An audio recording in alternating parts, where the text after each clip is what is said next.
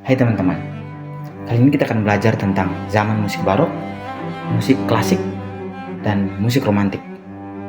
Musik barok terdapat pada tahun 1600 sampai 1750. Zaman ini sedikit mempengaruhi kita ke dalam suatu konsep baru mengenai ekspresi dramatis yang cukup mempengaruhi karakter musiknya. Pada zaman barok, memiliki atau memakai tangga nada yang lebih luas, dan ia lebih spektakuler, dan juga memiliki kontras-kontras yang lebih hebat, mempunyai sesuatu yang lebih agung yang terdapat pada musiknya dari masa-masa sebelumnya.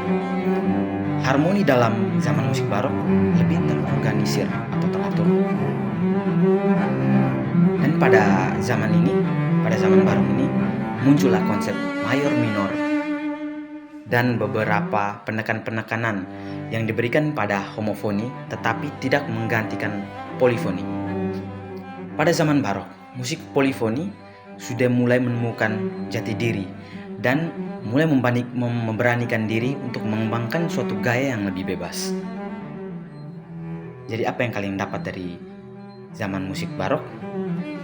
Tentunya perubahan-perubahan pada musik dan juga hal-hal yang baru muncul pada zaman barok yang kemudian dikembangkan di zaman-zaman berikutnya.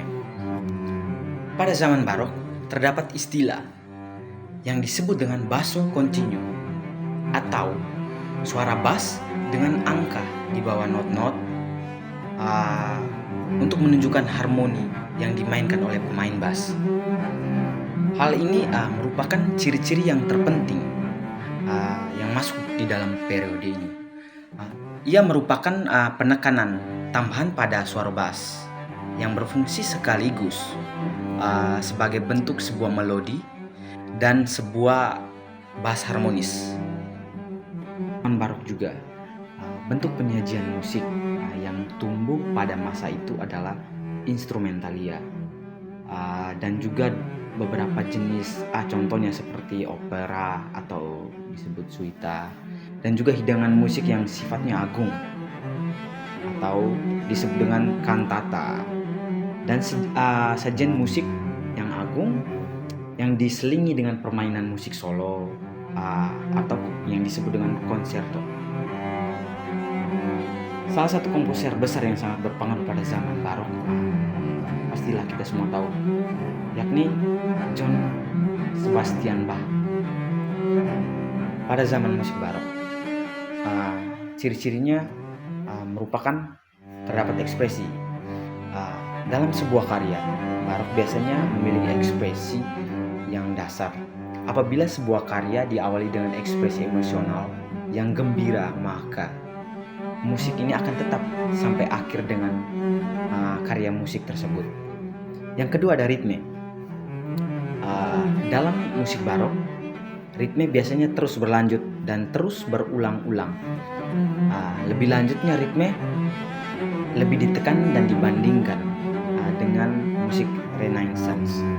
Pada bagian ketiga terdapat melodi atau ciri ketiga dari musik barok. Ada melodi. Melodi pada bab musik barok lebih cenderung menciptakan perasaan yang berkelanjutan. Melodi dan tema akan terus diulang-ulang secara terus-menerus dalam sebuah karya musik. Yang berikutnya ada dinamika. Dinamika pada musik barok, di dalam musik barok dinamika biasa dimainkan, tidak hanya kadang berubah secara tiba-tiba. Selanjutnya ada melodi. Melodi pada zaman musik barok atau gaya melodi pada zaman musik barok lebih menciptakan perasaan yang berkelanjutan. Melodi tema biasanya terdapat melodi dan tema yang terus-menerus berulang dalam satu karya musik. Selanjutnya dinamika. Dinamika pada zaman musik barok tidaklah berubah secara tiba-tiba, tetapi bertahap. Meski demikian, para penyanyi dan pemain instrumen dalam prakteknya kerap membuat perubahan mencangkup nyata guna mengekspresikan emosi yang dimiliki. Pada bagian kelima dari musik barok terdapat tekstur atau pola.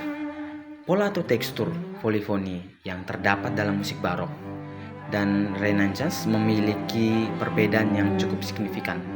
Pasalnya, dalam musik barok terdapat satu melodi, tema yang berkejar-kejaran atau saling berdialog dengan satu sama lain.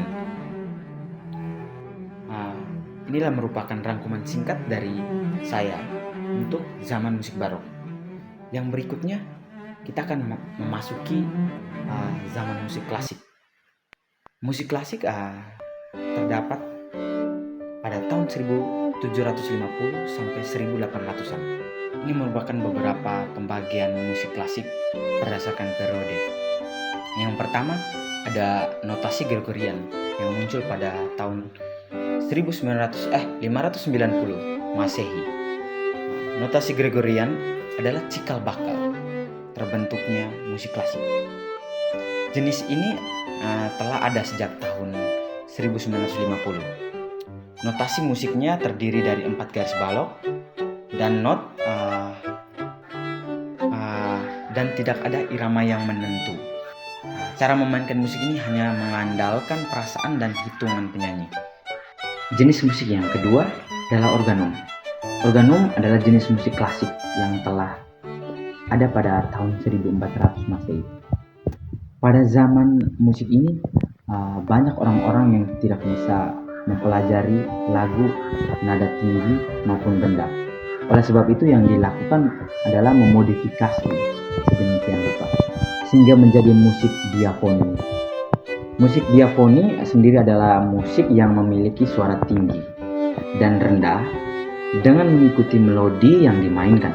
Yang ketiga, kita masuk pada zaman musik romantik. Perubahan di masa romantik lebih banyak dipengaruhi oleh fenomena sosial, terutama penekanan pada individu. Pada masa ini, musik mendapat perhatian lebih cukup baik dari berbagai kalangan, termasuk para filsuf. Pasalnya, musik adalah satu-satunya seni yang memiliki hakikat yang paling murni sebagai sarana komunikasi. Paradigma tersebut yang mempengaruhi karya-karya musik romantik yang semakin lama berkembang menjadi ciri dari musik itu sendiri. Ada beberapa ciri-ciri musik di zaman romantik. Yang pertama, bersifat miniatur. Artinya, singkat, pendek, dimainkan hanya di dalam ruang kecil. Yang kedua, harmoninya lebih variatif dan mulai meninggal ilmu harmoni klasik. Yang ketiga, melodi bersifat liris dan dominan di dalam komposisi. Yang keempat, ritme cenderung lebih bervariasi dan kompleks. Yang berikutnya, warna suara lebih kaya, variasi, dan lebih ekspresif. Jangkauan nada, dinamika, dan tempo semakin luas. Sekian dari saya, penjelasan mengenai tiga zaman musik. Yang pertama, musik barok, musik klasik, dan musik romantik. Semoga semua yang saya jelaskan pada video ini dapat menjadi sumber pembelajaran untuk teman-teman bagi yang menontonnya. Sekian dan terima kasih.